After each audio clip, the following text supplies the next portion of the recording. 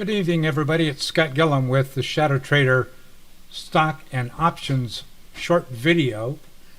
Today, no new trade is going to be given to you for this week. No setups here. Rather, it's kind of tenuous in the fact that we've got three major tech companies reporting this week that could change the whole tone of this market. We have Salesforce.com on Wednesday, we've got CrowdStrike on Wednesday, and we've got NVIDIA on Thursday. And NVIDIA is definitely the potential to change the tone of this overall market. In lieu of this, I'd like to take a look at what we've done in the past, both SPX and NDX on the cash markets, and give you a little bit of historical plus potential where we may come about in the next month or so. First of all, let me premise all of this with the events coming up in September. Barring those three that are going to report earnings, September is the worst performing month of the whole trading year. Also coming up in September, the catalysts that I see are the non-farm payroll report that comes out the first Friday of the month, the 6th of September. Then we've got the big inflation report, CPI, Consumer Price Index, on the 11th, followed by the Fed's favorite report, Producer Price Index, on the 12th. The next week, on the 18th, we have the Fed rate decision. Do they cut the rate from 5 1/4 to 5, or 5 1/4 to 4 3/4? Yet to be determined. Right now, the leaning is 25 basis points. At the end of that week, on the 20th of September, we've got futures quarterly expiration.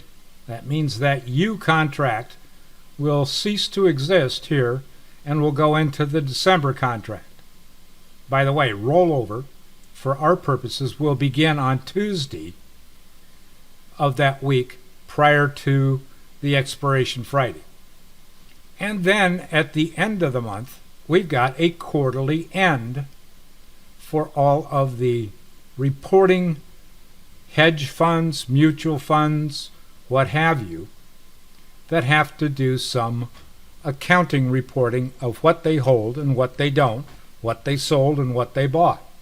So September is a very tentative day or month for this stock market. All right, let's move on to the S&P cash. If I take a look at a long-term daily chart, and I start with my trend line from November or the end of October from last year, take the first touch here in April where we had the low after this very long bull run, and just extend it through, well, that trend line held all the way through July until that turnover in the calendar to the August month. And then we took the dive. This August 2nd, 3rd, 4th, and 5th time frame was when we had the major flush. And as you can see, if I look at the relative strength index, I have some comfort in knowing that this was kind of going to happen. We had an oversold situation that started in November, continued to the point where we were overbought, kind of overbought, back to neutral, but still bullish on the trend, all the way through until April. And that March 28th time frame started moving us down to the middle of this relative strength, or 50, and would have given you signals of a sell-off pending. And then we have the flush that came in April. Once again, the bull market resumes, and we have this relative strength index increasing back up above halfback or 50%, back into the area of overbought, staying overbought, staying overbought, staying overbought. And then July 16, we have this big change in the relative strength trend.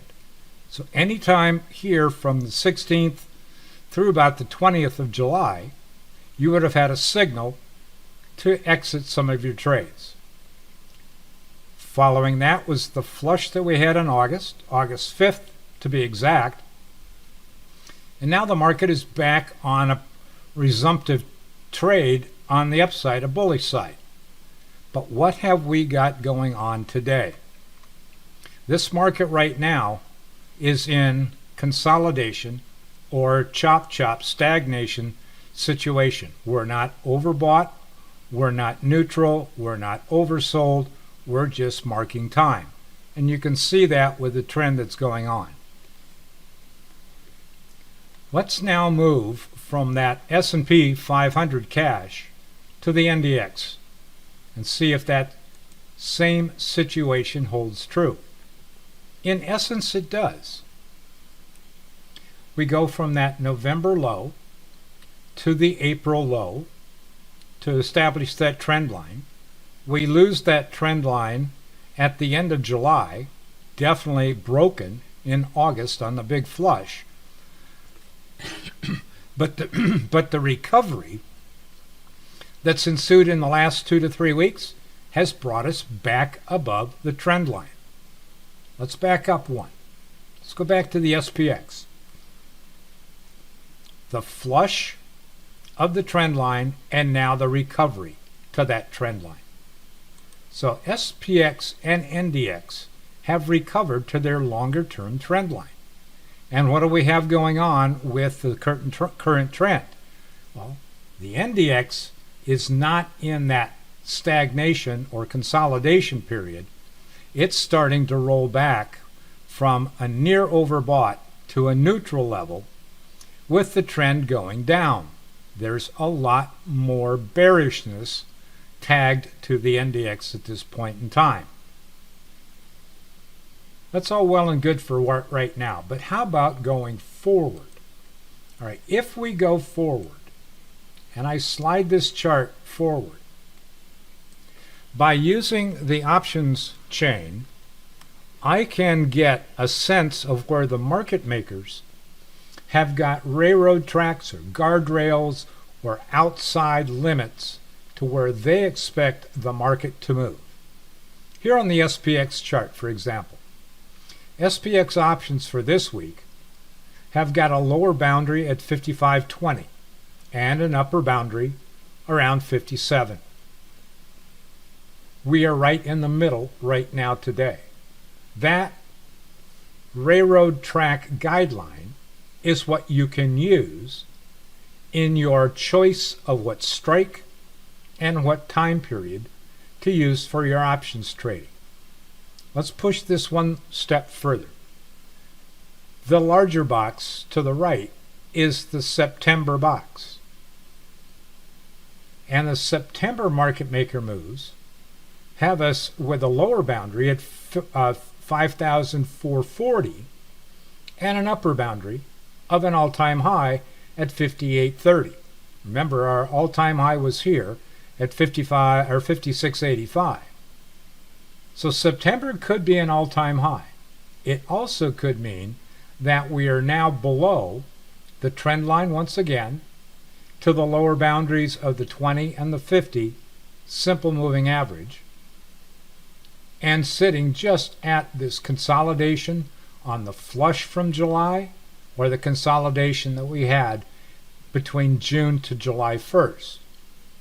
Let's go one more month. Let's go from September to October. Given that there's more time, the range is going to be wider. So let's assume that the lower boundary is going to be someplace at that 54.50 level, but market makers have not expanded the October push to the upside to anything that is too far from where it could be attained. 58.70 is where they have their market maker boundaries on the October time frame. So here's an October box, there's a September box, here is this week's box going into Friday's expiration. Moving on to the NDX, same type of analysis.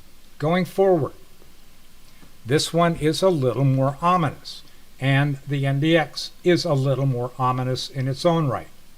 We are rolling back over once again, so the consolidation is now maybe stagnation, maybe a little bit bearish biased. Market makers see that we come down to the trend line at that 19,250 level. If there is a positive push, that 20,160 is the top of the range. Note, this is not an all-time high on the NDX. That has to be attained.